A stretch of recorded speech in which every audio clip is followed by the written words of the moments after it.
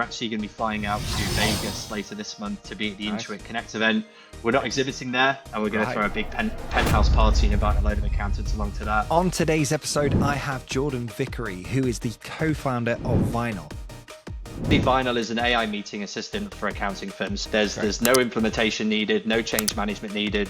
You don't need to write a new process document. It literally just works for you straight away. And they've gone from 0 users to over 1,000 users in the last 10, 11 months. Where are you up to now, just in general user base and people using it? Yes, several hundred firms, 1,000 plus users globally, transcribing hundreds of hours of meetings a day. I would always start with customer research. You can never know your customers well enough. So we discuss how they've gone about doing that and what their plans are for the future. So this is the Eardley Bird Podcast with me, Oliver Eardley, and as always, it's powered by AdPeople.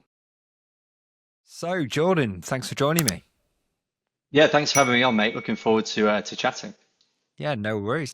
So it'd be great to start and just to understand a bit more about you, about your background, how you got to where you are now, if that's okay with you. Yeah, I mean, I can give you the short version or the long version, but high level, I'm Jordan Vickery, co-founder of Vinyl. Vinyl's an AI meeting assistant for accounting firms. I'm also the global director of an agency called Journey, and Journey is a marketing agency that works exclusively with software vendors within the accounting tech ecosystem. And this is a space that I've worked in now for over 12 years, which is making me feel and look a little bit older than what I would like to. But yeah, I've been working with accountants and bookkeepers for a long time now, and I'm very passionate about how technology can impact their lives. I'm also a marketer at heart, so I'm very passionate about how to grow businesses through marketing. We can talk more about that hopefully in this conversation as well. Yeah, that's amazing. It'd be great really just to learn a bit more about those individual businesses. So it's probably best to start with Vinyl. So could you talk us through that? Yeah, sure. So Vinyl is the most recent one that we've started. And I say we, it's my other co-founders, Trent McLaren and Liz McLaren. Trent is somebody that I've known for a long time now. We've worked in the same space and crossed paths for many years and big good mates. But essentially, Vinyl is an AI meeting assistant for accounting firms. So if you're familiar with AI note takers, things like Fathom, Fireflies, you've also got things like Zoom AI and Google Meets AI. Vinyl is somewhat similar in that it records the meetings, it creates the notes, it creates the summaries just like the others do. But we've built one that's purpose-built for accounting and bookkeeping firms. So we train our model on understanding certain accounting terminology.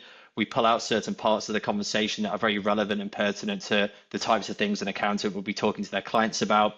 And we also integrate heavily with the rest of the accounting tech stack. So instead of meeting notes being something that get recorded and just sit in somebody's folder, never to be looked at again, with Vinyl, we're very focused on actually turning meeting notes into work and actions and things that can happen automatically, just saving firms a huge amount of admin time every single week. Just for someone like myself, could you give me an example of how that could work in everyday life?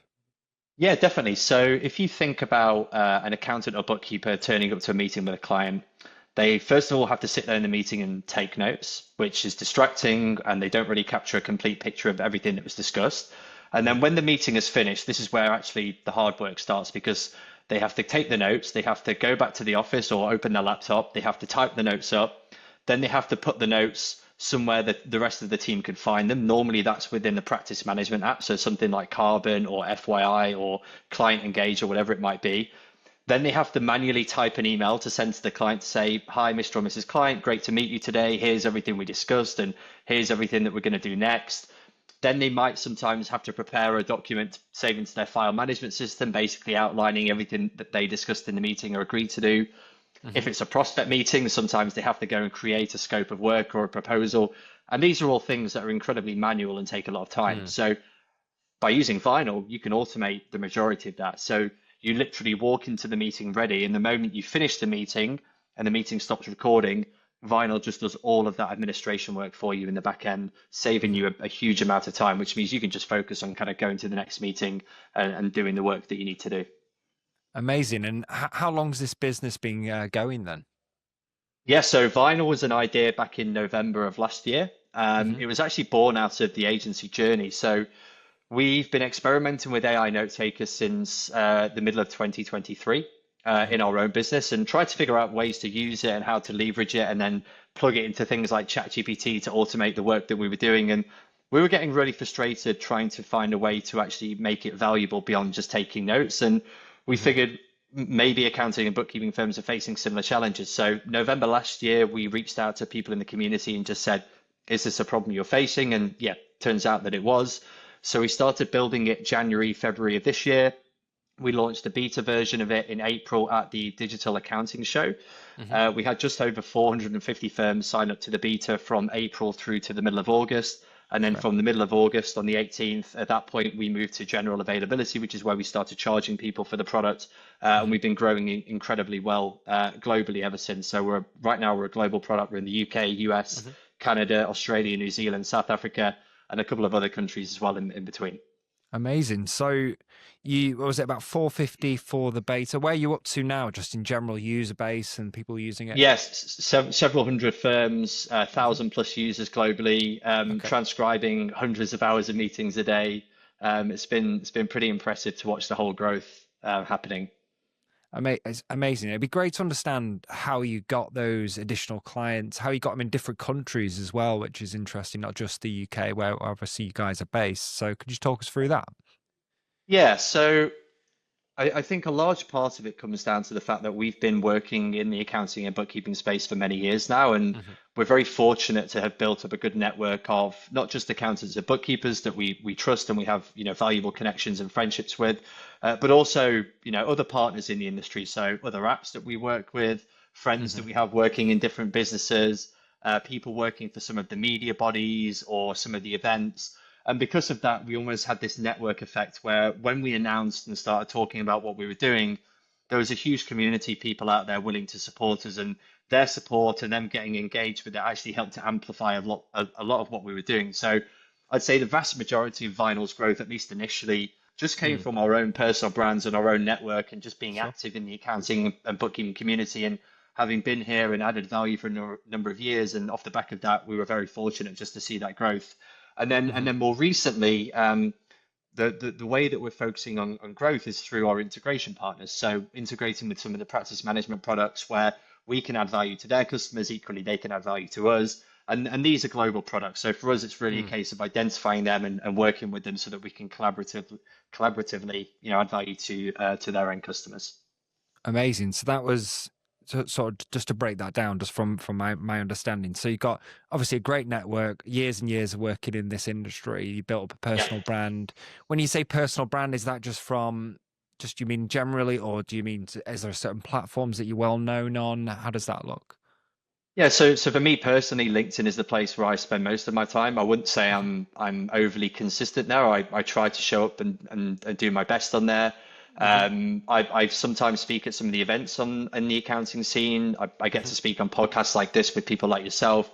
Mhm. And Trent, my business partner and co-founder, is also very similar. So he's also got a strong personal brand out in the Australian market and does very similar to me. So for us, it's just a case of I think we've been in this industry for a long time and built up a large number of connections and people that Mhm. we've worked with and that trust us and that we have trust with. And because of that, we were very fortunate that when we launched Final, there was a lot of people there willing to support us. Amazing. And did you say is your business partner based in Australia, or is that just random Yeah, that so happened? both yeah, no, both Trent and his wife Liz are based out in Australia. I Mhm. actually first met them when they moved to London. Gosh, I'd say 7 years ago now. Mhm. Trent moved over to help launch what was then Practice Ignition in the UK. They're now known as Ignition. Sure. And I worked with him for a short period of that whilst he was there, and that's how we met. Okay, amazing. And then the other thing you mentioned was integration sort of partners. So could you talk us through how that's worked and how you've grown that way from a tech perspective? Yeah, so most accountants and bookkeepers don't want to buy software that doesn't integrate. Like one of the biggest challenges they're trying to solve is actually to integrate their tech stack better. So Hmm. from day one for Vinyl, we needed it to be a product that integrated well. And for us, the natural place that happens is with the practice management app. So platforms like Carbon, FYI, Zero Practice Manager, there's many Hmm. others out there as well. And really the way that we grow there is that we build the integration and then we go to market together and they get to present an additional capability to their customers to say, you're using our practice management app. There's this new app that can integrate, and now you can get all of your meeting notes and actions directly into your client record here, which means that for them, the clients are therefore hopefully going to be much stickier. They get more value out of the product. But at the same time, for us, there's a whole cohort of potential accounting and bookkeeping firms that are using a product that we can integrate with, and therefore we can add a lot of value to them. Because if they are using an AI note taker currently, it's not going to integrate with the tech that they're already using. So they're Sure. not getting enough value from that they could be getting from using something like Vinyl.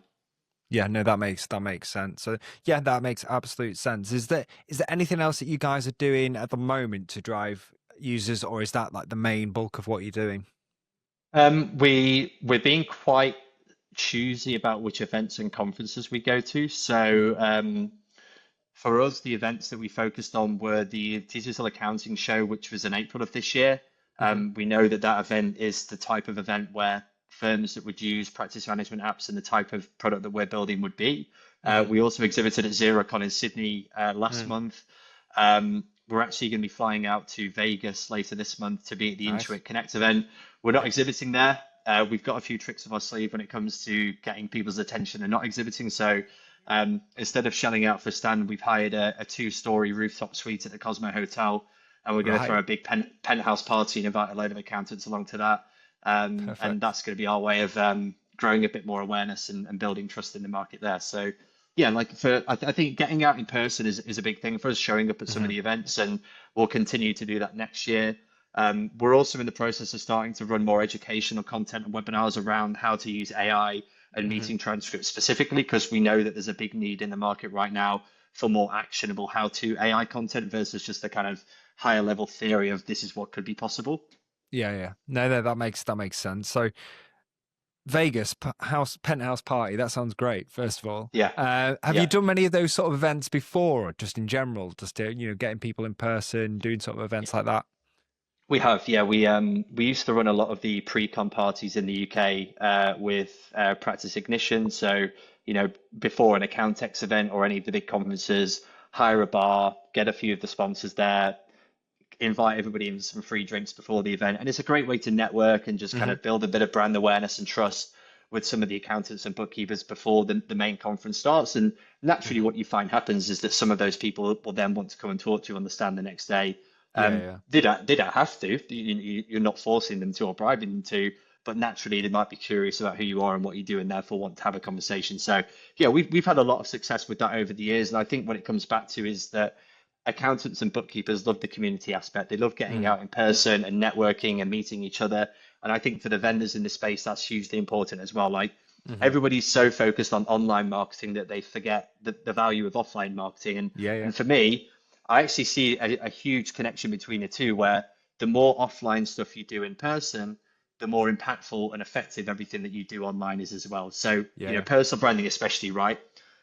The more I can get out and meet people in person, shake their hand and have a drink with them, whether it's beer, coffee, wine, whatever, the more Hmm. likely they are to want to engage with me, and I'm going to want to engage with them on something like LinkedIn or whatever platform it might be. So I think it's really important that any business thinks about how to manage both online and offline networking Mm. at the same time. Yeah, and it's a very good point. I mean, from as someone that's done a lot of those style events, should we say, like those sort of meetups, you mentioned that they've been quite effective for you. I mean, how do you guys monitor and sort of measure how effective they are in terms of user signups and all the rest of it, or is it quite is it's not as easy as that because it can be quite tough to track something like that? How have you found how effective they can be? It depends what metrics you're using to measure effectiveness, because like ROI, for example, return on investment might not be the best metric of success for organizing a pre-event party. Hmm. The goal of that party isn't directly to get people to buy your product. Hmm. Um, One of the metrics you might use for success there is the number of new contacts that you add to your marketing list. So the number of new Hmm. people that are now aware of who you are and what you do. Yeah, yeah. Obviously, you would then measure the success of your event that you're exhibiting at the next day and whether or not you Hmm. see that having an impact on it. So it really comes down to what the kind of objectives are of the business and where you are and what you're trying to achieve. But Hmm. throwing that into the mix at the right time can be hugely beneficial. Perfect. And then the other thing you mentioned was webinars, which obviously is something that a lot of people do, can be really effective. First of Yeah. all, how do you market for the webinars? Yep. And how effective have you found webinars for you guys Yeah, before? incredibly effective. They're pretty much part of the mix for every single client that we've ever worked with in Journey, and we've worked with over 50 vendors globally now. So For us, webinars are really valuable because first of all, they almost mark an event in people's diaries where you've got their attention for a period of time. So we, Mm, we know that accountants and bookkeepers are incredibly busy, and yeah, content on LinkedIn, content on blogs, email marketing, etc. It's all incredibly effective. It can be, but ultimately you're kind of fighting for their attention. Whereas if you organize a webinar and it's actually something of interest and it's going to add value, you've got their attention for a period of time, and then you just have to think through like what is the right mix of content that we can share that is both educational, informative, but also helps them to understand more about who you are as a business and what your product or service is. Now, that mm. doesn't mean it has to be a demo or a sales pitch. But it can position you in the right way. So if I give you an example from Vinyl's point of view, we're an AI note taker, and a big part of what we do is analyzing meeting transcripts and helping firms to turn meeting transcripts into action. So for us, we can organize educational webinars around like different prompts you can use and different ways you can use meeting transcripts to generate things. So it could be generating a sales proposal, it could be identifying sales opportunities, it could be how to turn a meeting transcript into training for your team. Mm. We can talk through all of that and add a lot of value. And then at the same time, we can say, if you're interested in how Vinyl can help you with this, here's a link to book a demo, or here's a link to start a trial. And that kind of process has been, yeah, really successful for us in the past. Amazing. And how do you get people onto the webinars? Is it just from lists that you created from doing events, or is it, online marketing? What are you guys doing to get people to them? Yeah, it can be a real mix. So obviously you've got your own marketing channels. So if you've got an email list that you've been building and people subscribing to, then that's one way. Social media is another way. So through your personal brand on something like LinkedIn or through a company channel. Hmm. Also looking at some of the paid media options. So Hmm. there's different industry media providers in accounting, platforms like Accounting Web, XU Magazine, App Advisory Plus. All of these guys allow you to pay to promote content or marketing materials to their audience. So they Hmm. could also be effective. You've also got partners that you can bring on board. So other vendors in this space that might have an audience that could benefit from what you're doing. And, Hmm. you can have a marketing partnership where you promote to their audience and they promote to yours. So yeah, there's a number of different channels that you can pull on in order to get people in. But I would say 9 times out of 10, email is always the most effective one. Yeah, amazing. And it'd be good to understand your goals then for the next year or two for Vinyl. Obviously, you're a really good number of users now, around over seven. What was it, 1,000 plus you're at the moment in terms Yeah, of users? users. Yeah. Yeah. Perfect. What would be the goal? Let's say the end of 2026, for example. I don't know if you've planned that far ahead, but yeah, it'd be good to understand where you're looking to take it, Jordan.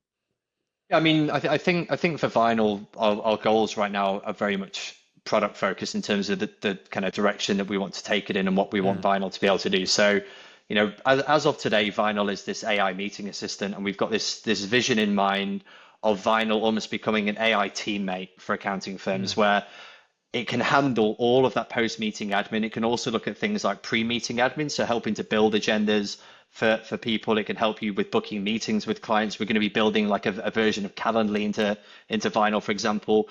So right, we, cool. we would really like Vinyl to almost become this AI teammate that can just operate for firms autonomously, obviously with review and people, it's called human in the loop, where somebody actually reviews what's happening before it goes to the client.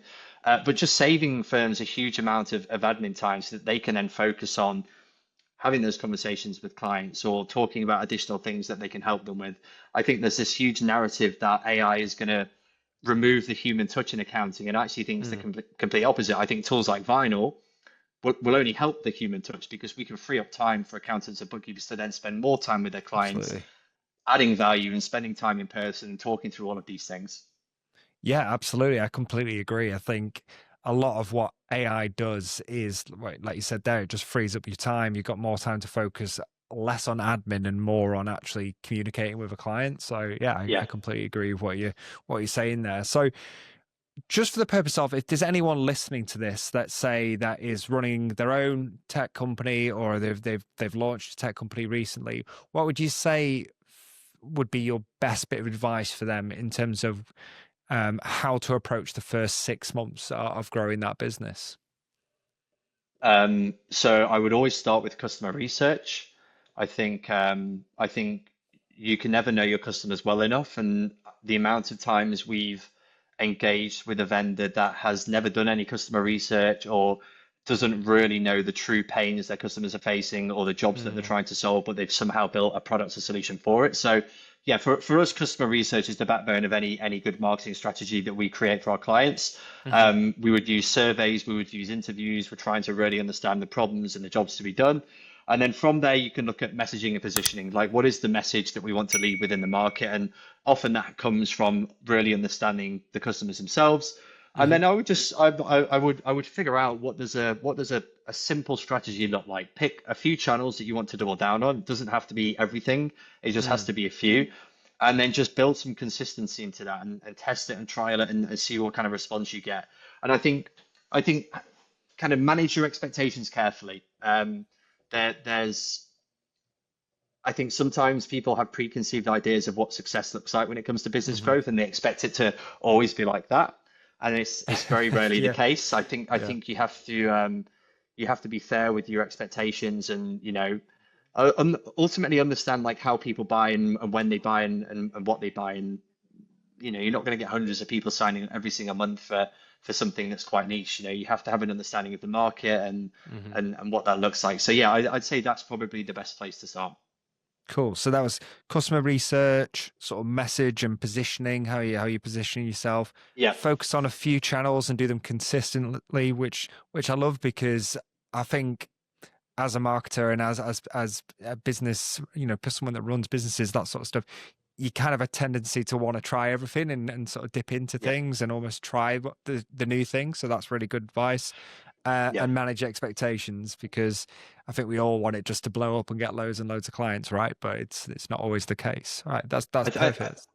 I think as well, like something that I'm realizing more and more over the years is like you also have to understand like where your product or service fits into the hierarchy of every other product or service within this industry. So, if we're talking specifically about marketing and selling products to accountants, there is a hierarchy of things that they are interested in and will buy. And pretty much at the top of that list is anything that solves a compliance need, because compliance is the bread and butter of what they do. Like they need software to help them with things like accounts and tax submissions. Whereas do they need software for cash flow forecasting? Not for all of their clients. No, it's not a necessity. So I think sometimes like business owners in this space can get lost on comparing themselves to other vendors. And I understand why they do that, but also it's not helpful, because how one category performs isn't how another category will perform. Because something like you can't measure how fast a payroll company is growing against how fast a AI meeting assistant product is growing, because the categories are very different. The way that people buy in those categories are very different.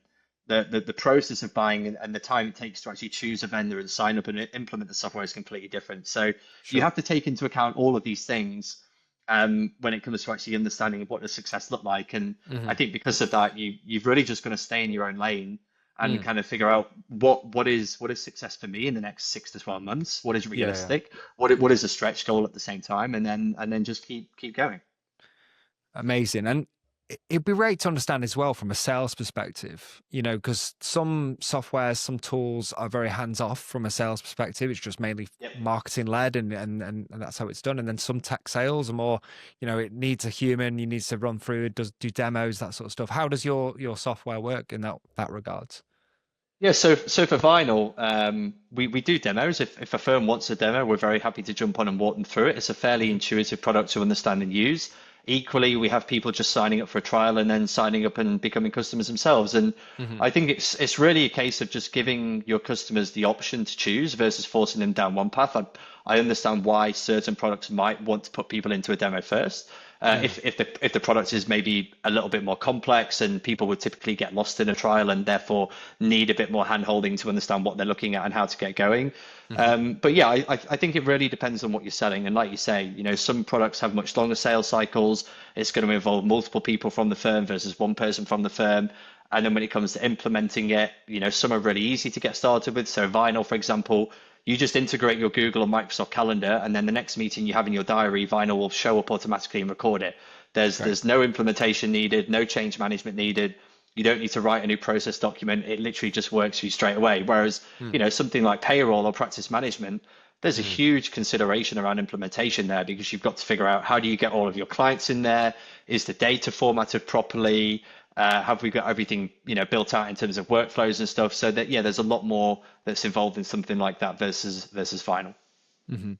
So yeah, no, that was perfect, Jordan. I think from a growth perspective, it was really great to understand a bit more about from a tech company, certainly in this first year or so, just about how you're growing, how you're sort of planning on growing. The last question I have is around digital marketing, just because that's my background and where I sort of thrive. So it'd be great to understand, is there any plans for you from a digital marketing perspective? What are you guys doing online? How are you promoting yourself that way, if any? Yeah, I mean, I'd say most of our marketing is digital, apart from the in-person events we're doing. So like LinkedIn, webinars, email marketing, LinkedIn advertising, SEO, GEO, all of this stuff is very much in the mix. Some of it we're prioritizing more than others right now, because it makes more sense. I think, it's funny, because I no longer think of it as digital marketing. I just think of it as marketing. I think these days, yeah, you can draw the line between online marketing and offline marketing, digital, non-digital, but it's all marketing at the end of the day, right? It's just a case of figuring out your strategy, figuring out the channels that you want to play in, and what makes the most sense, and going from there. Those people listening to the podcast, the internet just dropped out, so we lost a little bit there. We're hoping it's captured everything, but we're just going to jump straight back in. So we were talking about the different channels online that you guys are promoting and what your priorities are at the moment. You mentioned things like SEO, GEO, email, whatever it may be. So it'd be great to understand the priorities for you at the moment, Jordan. Yeah, so for us, really, the main goal for us right now is awareness. We're a new app in the market. We want to just drive as much brand awareness as possible. We realize that not everybody is going to be ready to buy what we're selling right now. So the goal is really just kind of spread ourselves as far and wide as possible, build our brand, build trust with the community. We're doing that predominantly through LinkedIn. We're running LinkedIn thought leader ads. We're using our own personal LinkedIn profiles. We're doing it through email marketing, both to our own audience, but also to partners' audiences. We're doing it through our integration partners, so doing collaborative kind of co-marketing campaigns with them. We do have one or two in-person events coming up, obviously, which I mentioned, which will also be helping. And then we're also doing some very minimal paid media spend through some of the industry media publications, and we really use that just to amplify and distribute some of the campaigns we're running, so things like webinars, etc. So yeah, that's the kind of main priority and focus for us, at least over the next 3 to 6 months.